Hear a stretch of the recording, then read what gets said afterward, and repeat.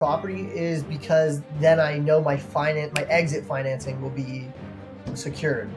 So like it's much harder to find a cash flowing property in like great areas here. I would say I don't know, much harder. I'm sure there's areas there too. I think that might be an ignorant statement to make, but I would say like for the majority of the investors that I know that are playing in the States, they're playing in areas where the houses are under $100,000 or $200,000, and they're bringing in $3,000-$4,000 a month in rent, or beating the 1% rule in densely populated areas across Canada. Hi, everybody. Jose Luis Morales here. Welcome back to another episode of the Morales Group Show. Today, we have a very special guest. His name is Evan Ungar. I think I got it right.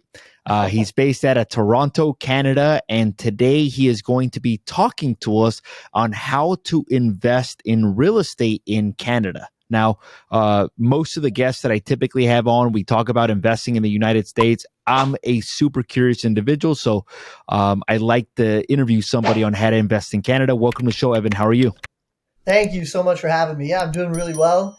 Excited to be here and chat with you, and hopefully we can have some exciting conversation.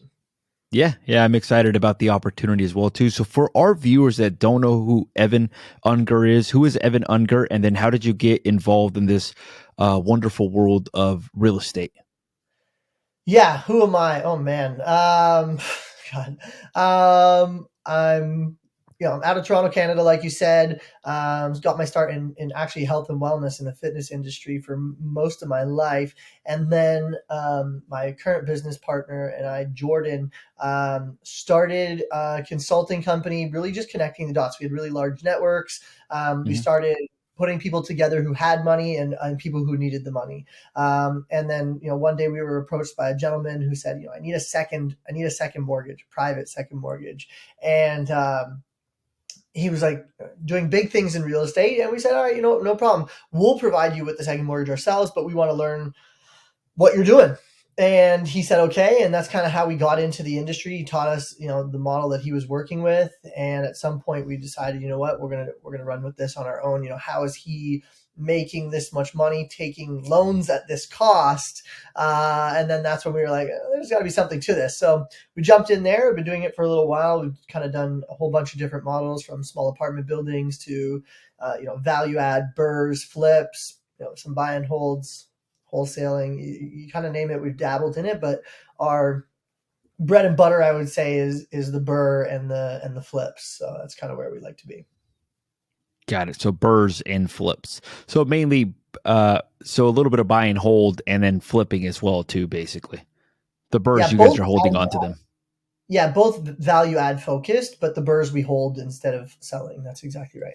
I love it. So walk us through, if somebody wanted to get started in investing in Canada, like buying rental properties, either flipping, BRRRRing, wholesaling, or even getting it started in apartments, what would you say the first step would be? Yeah, it depends if you're buying cash or not. If you're buying cash, come on over and put an offer in, right? Yeah. But if you're going to be leveraging the property, then you're going to need to get pre-approved from a bank here. And the lending criteria in Canada is like we have to fight here to get a lender. And we're like, I wouldn't say fight, but it's not like, when you go in the States, the lenders are kind of fighting for your business, whereas here you're fighting for the lender's business. So it's a bit different there in that respect. What do you mean by that? Like in the States, you go, your first deal, you got to get under your belt. The lender wants to know who you are, what you're doing. After that, the lender's kind of knocking at your door, right? We want to work with you. Here, show us the property. We'll do it. We'll give you this. We'll give you that. In Canada, they're so strict on their lending policies, and their approval process is quite in depth. And like, especially if you're buying in a corporation, everything's debt service based for the corporate stuff, and you still have to be guaranteeing a lot of the loans that you're doing. You personally guaranteeing them, so a bit of a different ball game here for sure. What are some so debt service, meaning that the property has to cover basically the rents that it produces has to cover whatever the mortgage and monthly obligations are for the property. What other requirements are part of that? And then are you guys getting traditional type of loans for these properties, or are you guys getting like what we call in the States hard money loans? And how long do these loans take? Are they 5-day loans, 20-day loans, 60-day loans? What does that look like? Okay, so I mean, we're looking at two different positions for financing, right? Like your acquisition financing and your stabilized financing. So Mm, for stabilized financing, we're always looking to get A lenders. We're not really stabilizing with any type of hard money because it's incredibly expensive.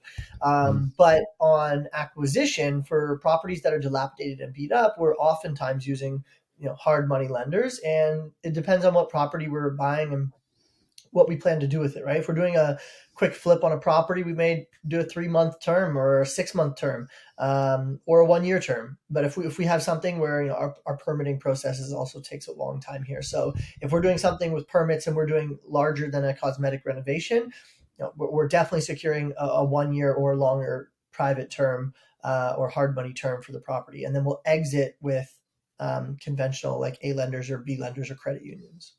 Got it. In the US, you can expect to pay like 1.5 to 2 points on a hard money loan. You'd probably expect to get somewhere around 10 years, and you'd probably expect to get like a year term for like a fix and sell. How does that differ from Canada? So 10 years is not a thing. It's interest only No, one usually year. there. 1 year. Yeah. Okay. But your term, you had mentioned 10-year as like an amortization, I'm assuming, or No. It's okay. interest only as well too. Yeah. Okay. So that's about right here. We're paying um, lender fees is going to be anywhere from 1 to 2%. It's going to be a 1-year term on average, and you're paying anywhere from 8 to 12% in interest on that. Got And it. then a lot of Perfect. the times, if you source it, there's a lot of brokers that are sourcing these loans. It's if you find a lender direct to the money, then yeah, that's about right. But there's a large industry of brokers who are doing that. So you're also going to pay 1-2 points to the broker as well, on top of the 1 to 2 to the lender. And Got then it. in Canada, we're also covering the lender's legal fees. Okay, so it could be as large as like 3% or even 4% if you're not like direct to the money, basically. Yeah, that's exactly right. That makes sense. Okay, cool.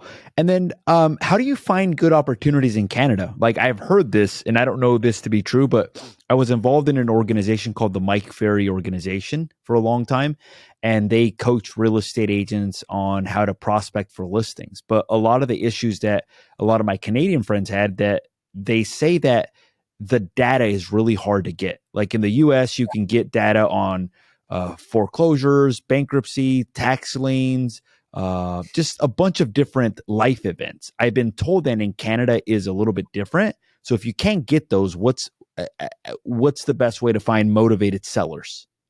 Yeah, the privacy laws in Canada, like the information privacy laws, are so strict. So you really can't like data scrape. There's a small industry of it, and so we have similar methods of looking for things, but where it's not as easy to generate lists. That's the difference. Um, so like where in the States you can like pay for a list and have a virtual assistant call that whole list till you get someone who picks up and then Mm-hmm. pass it over. Here, we're picking at like smaller pools of information. So, we may look at infractions. We may look at what's been sitting on the market for a long time, rentals and for sales. We still drive for dollars, things like that. But you know, it's much harder. So yeah, we're doing a lot of off market stuff through networking, rather than lists. And then some realtors will play with pocket listings and exclusives and pass that through as well. But for the most part, a lot of networking, and then just advertising. So a lot of the companies out here will spend money on just paying for ads. So a lot of online ads, flyers, mailers, all that type of stuff. So that's where really the leads are generated from. So if I wanted to find somebody in bankruptcy, like a list of bankruptcy, is that possible? If I wanted to find probates, is that possible? If I wanted to find like people who have inherited properties, no, none of No, that. No. You're kidding. And also, like, you can, if you're a realtor, you have access to some extra data, but like, you'd have to be searching per property to find out, like, oh, this one was a transfer instead of a sale. Like, that's how we know it was like most likely done interfamily. And like, yeah, it's very hard. So, would you say that the best way to find deals is to network, run ads? What would you say the best way to find deals is? Those two would be your top two for sure. And by ads, you mean like pay per click type of ads, like we buy houses type of ads, right? That's what you mean. Yep. Got it. Spend on SEO, spend on pay per click, spend on getting your website to pop up first. Exactly. Yeah. Got it. So, if you're networking, what does that look like? Just out of curiosity. A lot of networking events happen, so that I'm happy with. A lot of great networking events, Mhm. especially in the Greater Toronto area, but across Canada, really for real estate investors. And really just talking with other people. A lot of the, I'm sure you relate in the States, a lot of the best deals never make it to the market, right? So they trade hands, between investors. So the real estate world is a huge industry, but it's a small community, if that makes sense, for like Mhm. the larger, more prominent groups doing it. So you get to know the people who are trading the most properties, and you get a reputation for being able to close and producing, and that's how you end up growing and getting some of the better opportunities. Got it. Okay, cool. And then are you networking mainly with other real estate investors or is it mainly targeted towards agents that are coming across the deals? I would say it's a bit of both. I wouldn't say like one more than the other. I like to network more with like other investors, because I'll network with realtors as well. But when you network with other investors, they also have their hands in different pies and in different advertising and networking. So if they get a deal that doesn't fit their model, maybe they want to make a little bit of money on it and pass it over. So the more you network, your network determines your net worth. That's everyone on the same page with Knows that that. statement. Yeah. Yeah. Aside from PPC, when as it relates to marketing, like what else, how else can you market in Canada for motivated Flyers. sellers? So you can set like direct mail, flyers, um, as search engine, SEO, search engine optimization, um, social media groups and social media posting. Um, I say that's probably, That's you probably can the take most prevalent. And you can take things, but if it's direct mail, you're talking about driving for dollars. So driving for dollars is a thing out there where you're basically driving around in a neighborhood. You look at houses that look like they need work. You'd probably combine that with getting their phone number or direct mail to them, or you can't get their phone number. I can't get their phone number. That's Yeah, we're just dropping crazy. off a flyer. I know. It's hard. It's hard. We're dropping off a flyer at their door. Maybe we see some overgrown grass, so we have people looking all the Uh-huh. time for like houses that are just not in the greatest condition. So we'll drop off a flyer there. But otherwise, like we'll pick an area code that has good potential and maybe is up and coming, and we'll flyer that area Got it. like Okay. using the Canadian Postal Service. Cool.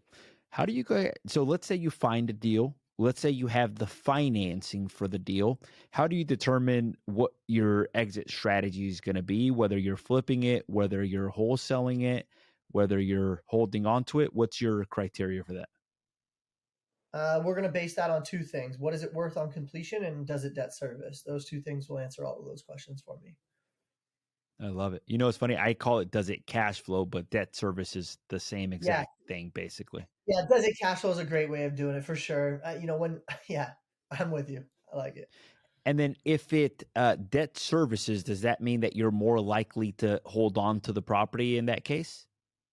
Yeah, the reason I'm more likely to hold on to the property is because then I know my exit financing will be secured. So like it's much harder to find a cash flowing property in like great areas here. I would say I mean, I don't know, much harder. I'm sure there's areas there too. Like the, I think that might be an ignorant statement to make, but I would say like for the majority of the investors that I know that are playing in the States, they're playing in areas where the houses are under $100 or $200,000, and they're bringing in $3,000-4,000 a month in rent, or or beating the 1% rule. In densely populated areas across Canada, it's very hard to find something that's going to touch the 1% rule. They even like have a 0.75% rule. So it's funny there, but like most of the time it's going to be multifamilies that are gonna touch the boundaries that we need. So yeah, if it cash flows, then we'll most likely hold on to it. Got it. Okay. What does a typical like purchase price for a flip look like? How much do properties typically need in terms of work? What is like typical turnaround time? And then what are like just like a sample of a project that maybe like of a property that you guys flip just for our viewers to kind of get a little context.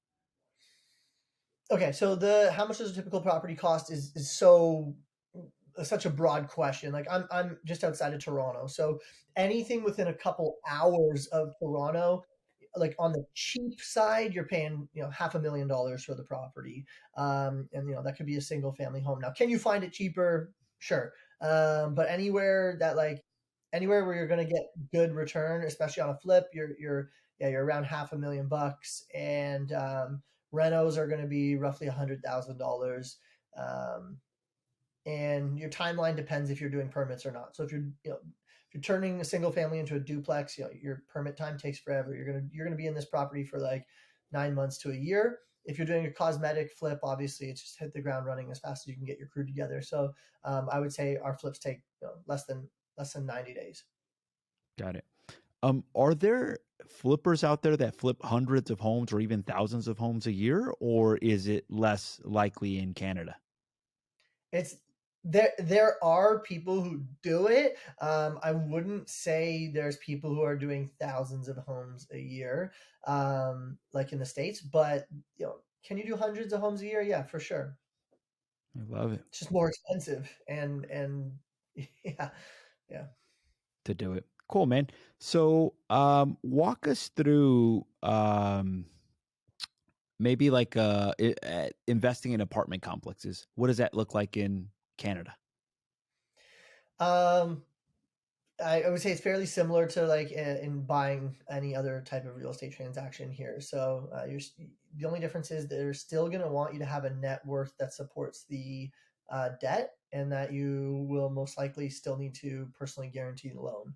Otherwise, everything's fairly similar. It needs to cash flow. You can get your acquisition financing, and there's even financing that you can get into that they'll finance you on the after repair value of and the cash flow, the future cash flow um, value of the property, which is nice. In the States, I know that's like super common. In Canada, not so much. So you got to be playing with larger properties to get that though. Yeah. What would you say to somebody looking to buy a property with no money down? Get it done. It's definitely Can possible. can you do it? And if so, Yeah, how?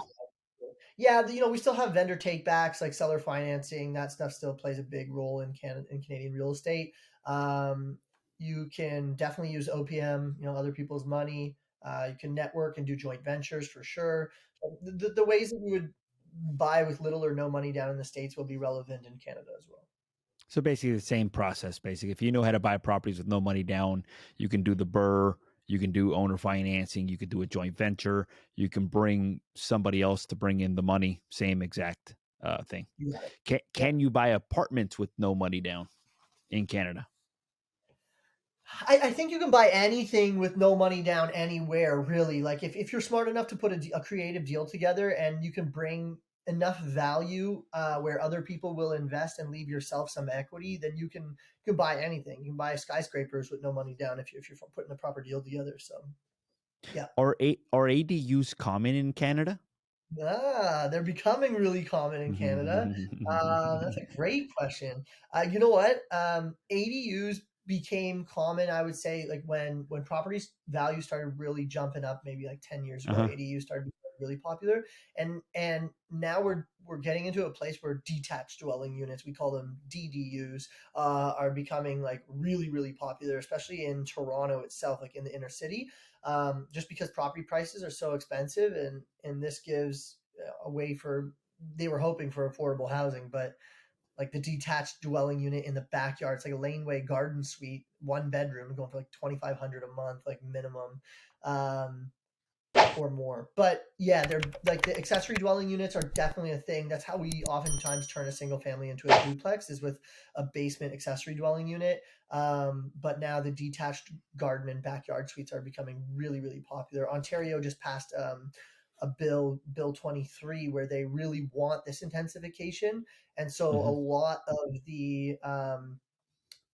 lot of the areas have different like varying bylaws around it, but they're all encouraging of it. So basically, any single family home that meets the setbacks and bylaw requirements can now be converted into up to 3 units. That's awesome. Yeah. Yeah. That's available in California as well too, and that's how we're able to get some of the properties to cash flow. Like we're buying a fourplex right now. The way that it is, we'll probably lose like $500 a month, maybe the way that it is. But once you do the ADUs, it'll actually produce positive cash flow the way once you complete those as well too. So we're able to take properties that maybe don't cover the debt service coverage ratio. Once we do the ADUs, we're able to get creative and kind of do it. Are there certain cities in Canada or regions, or I think is it a province or Province, yeah. province? Are there Yeah. certain provinces in Canada that are better for real estate investing? And if so, why? I think there's some different things that you have to consider when that question gets posed. So just like in the states, there's like landlord friendly provinces and tenant friendly provinces. So um, I'm in Ontario, and this is like the absolute worst for landlords. The property values are amazing. The vacancy rates are less than 2%, like across the entire province. Across Canada, that's like under 3%. But the landlord tenant laws are so heavily favored to tenants that like if a tenant doesn't pay rent, it will take you a bare minimum of 8 months to get them out. Okay, Damn. 8 months. That's like if everything goes perfectly, it'll take 8 months. We had a tenant recently who finally got the boot, and it took 25 months to get them out because there was a small error on the application. It had to go through twice, and then their lawyer was just pulling every stop they could to keep it going. And so yeah, 25 months later of no rent, and here we are. But um, very rare does that happen. But you can Are there count on 8 months to a year to get a tenant out in a landlord in a tenant friendly province. But there's other provinces that are good, but maybe that their property taxes are higher, or their vacancy rates are higher, or a really common one is like in Ontario we're seeing really good appreciation, like crazy good appreciation. 5% a year is nothing. It's great, but in other provinces where maybe the landlord tenant laws are more in favor of the landlords, you're seeing very little appreciation, right? And sometimes even negative. got it? Um, what's what's the status of the market in Canada? Like in 2008, we had a huge crash. Did the Canadian market crash at that point? Has it crashed since then? What's been the status of the real estate market for the last 10, 15, 20 years?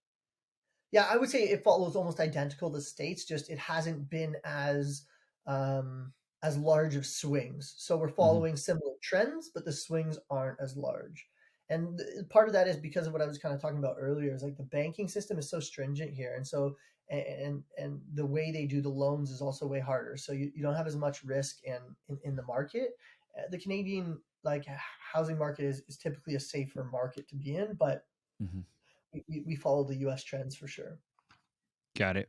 What about land development? Do you guys do any land development at all? Yeah, we're getting more into it. I wouldn't say we're like big into it yet. It's something that we're definitely diving more into. Um, some infill for sure, and then getting into the land development scene as well. Got it. What trend are you guys allowed to wholesale in Canada, or do you need a license to wholesale? No, you can wholesale in Canada. It's a good business here too. Got it. In the US, we're kind of seeing like certain states come up with restrictions against that, like making certain people have certain licenses or certain disclosures. What do you see there in Canada? Nothing yet. Got it. Got it. What does There's a the lot of future states. hold? sorry to interrupt you. It's not as big of a business in Canada, right? Because the wholesaling industry is you got to be a pro marketer in the wholesaling industry in Canada.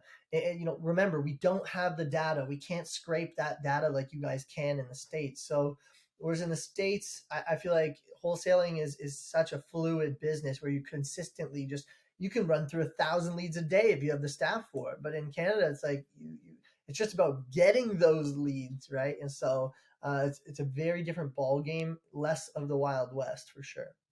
Got it. So it's basically just, hey, I think people I've Googled cash buyers, investors in Canada, and I'm like, okay, I think if I was going to invest in Canada, that would probably be the route to go in. Do you guys have pay per lead providers at all? Like meaning like websites that have yeah, you guys have them. What would be some examples of pay per lead providers in Canada? Oh God, I couldn't name them for you, but they're there for sure. Yeah. So there are people Yeah, that basically have a website that is SEO friendly or advertise on Google pay per click, and then will sell you the lead individually, basically.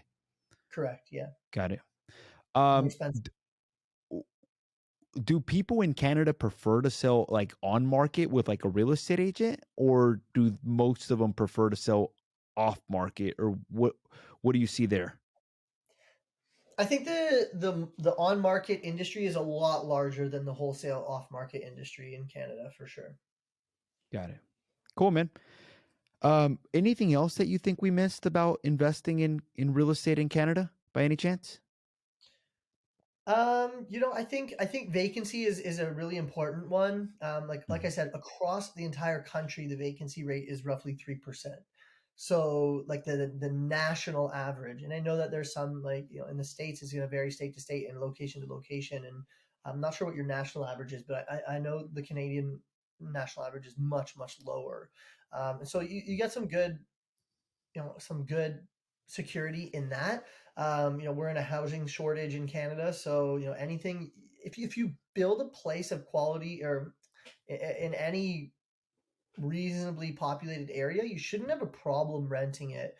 I think as an investor right now, the biggest problem is that the supply is so low that you're actually fighting against a lot more primary residence owners than you are other investors. So when you're even if you're bidding or you're going against someone for a property, you need margin as an investor, right? Either to flip it or to burr it. But as a primary residence, they don't need Yeah. the margins. They can come flat to market, and so they have a lot more room to go up. So I think we're seeing this little bit of a battle here, where like people who are looking for a principal residence, they're actually becoming way more. They're gaining way more of an appetite for fixer upper properties, so they can get into the market.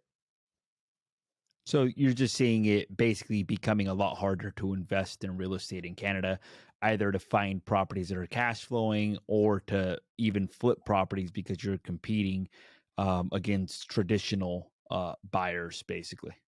Yeah, you got it. So if that's the case, what adjustments would somebody need to make to still continue investing in Canada? I think the adjustment that you have to make is really in your numbers. Like if let's say your goal is I want to flip 100 homes this year, right? How many leads do you normally have to do? How many offers do you normally have to make, and where are those offers coming from?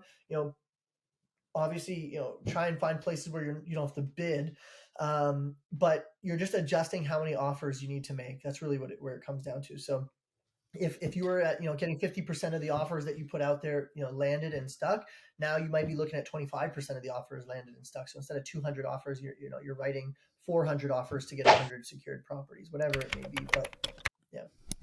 Is this a thing in the US? There's companies or investors that basically do like mass type of offers to agents, basically. Like they literally sit in their computer and they basically send like a couple of maybe like 10, 15 offers a day, basically, just on random properties. And then maybe one out of every 50 would stick, basically. Is that a thing in Canada at all since there's no That's list scraping? awesome. That's awesome. I don't know. No, I haven't heard of people doing that, but I may have to take that as a method of securing properties. It's not a bad idea. It's a lot of time, but I guess you put a virtual assistant on it and get it moving. But that's an interesting way of going about it. So you're just like You're saying someone will sit at a computer and like send lowball offers that work for like the price they need to get it at to on market properties all day long. and then see who calls them back, basically. Yeah, Like hey, that's true. like some of the listing agents may not have any offers, and there may be a special circumstance, and then that Yeah. person may call them back, and then at that point it starts up a conversation. So some people do that in the US, basically. Was just wondering, I since think that there's people definitely send out offers that are lower and fish for that. But I haven't met anyone whose strategy or a strategy of theirs is just having someone dedicated to sending out low offers all day long. I think that's actually pretty cool. cool, man. Anything else that you think would be helpful to somebody looking to invest in real estate in Canada? I think we've covered the majority of it. Really, it's just the hardest part is getting the financing in place. Everything else is just a numbers game. So it depends. It depends what kind of buyer you are, but otherwise you're good to go. The market it's very similar, Canada and the U.S. So And then long-term financing is different in Canada than the US, right? Like, meaning the term is lower than the US. Like in the US, it's like a 30-year fixed on most cases if something's not commercial. In Canada, it's a 10-year fixed, or so are you saying term length or amortization length? so in the US, it's usually amortization and term are usually the same, which is 30 years. I know in Canada that's different, right? Yeah, So we're like 2, 3, 5 year terms, and if you're financing on the personal side, you can go 30-year AM if you want to. You can even if you're commercially, you could sometimes get 40-year AMs as well. If you go through financing through like an insured program here, you can get up to 50-year amortizations, but the terms are still the same. Like So the most of the terms time. they're due in 2, 3, 5 years, basically. Meaning at 2, 3, 5 years, you have to refinance. So meaning that like loan officers actually make a lot of money out there. If everybody's having to refinance every 2, 3, 4, 5 years, every 2, 3, 5 years, you have a repeat client if you did a good job doing their loan. Has that been affected at all with interest rates increasing at all? Yeah, people are trying to lock in like and be more secure with their interest rates and terms. But the renewal process, I'm not sure how exactly how it works in the states, but the renewal process here is like you don't necessarily have to work with a loan officer here. Like if you go to if you have a mortgage at the bank, it just rolls over. You can renew it to the next term as well with the new like current interest rates. And that's really the difference. So if you're with an A lender, there's no real there's no fees and stuff like that associated with your renewal. Um, Do you but if still you're have with to qualify for the loan the second time around? no, not really. So No, meaning if you lose your job, they're not going to say, "Hey, look, like you're no longer qualified anymore." Cool, man. Awesome. they're not really digging in at that point. They have you. They you'd have to have some significant circumstances for them to want to requalify you. Cool, man. If somebody wanted to get in touch with you about investing in Canada, how could they do that? You can shoot me a message on Facebook or Instagram at Evan Ungar. You can go to LinkedIn, same thing. Um, and you can email me. You can email me at Evan, EVAN, at tuckcapital.com. So it's TUK and then the word capital, CAPITAL.com. I love it, man. Cool. Well, Evan, I want to say thank you for taking the time to be on the show. To our viewers out there, we had Evan Unger. He talked to us. He talked to us today on how to invest in real estate in Canada. Gave us an overview about flipping properties, a little bit about wholesaling, a little bit about how to find deals, how to finance them. We talked ADUs. If you've enjoyed this episode, make sure to hit that subscribe button. If you feel that this episode would be helpful to somebody, make sure to hit that subscribe button. Once again, Evan, thank you a lot. And to our viewers, until next time.